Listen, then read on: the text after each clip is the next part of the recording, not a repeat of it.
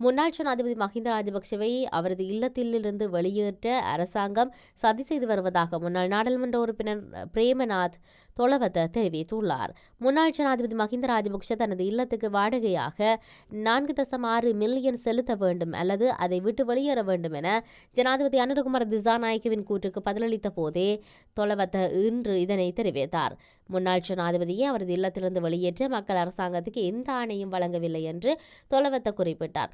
இந்த நிலையில் ஜனாதிபதிகள் முன்னாள் ஜனாதிபதிகளை தனிப்பட்ட முறையில் பழி வாங்குவதில்லை என தெரிவித்த முன்னாள் நாடாளுமன்ற உறுப்பினர் மஹிந்த ராஜபக்சவை அவரது இல்லத்திலிருந்து வெளியேற்ற அரசாங்கம் சதி செய்து வரும் அதே வேளையில் தேசிய மக்கள் சக்தியின் நாடாளுமன்ற உறுப்பினர்களுக்காக வளங்களை இறக்குமதி செய்ய திட்டமிட்டுள்ளதாக குறிப்பிட்டுள்ளார். இவ்வாறானதொரு பின்னணியில் முன்னாள் ஜனாதிபதிகளுக்கு வழங்கப்பட்டுள்ள அனைத்து உத்தியோகபூர்வ இல்லங்களும் அரசாங்கம் மீளப்பெறும் என ஜனாதிபதி அனுரகுமார திசாநாயக்க நேற்றைய தினம் அறிவித்திருந்தமை குறிப்பிடத்தக்கது.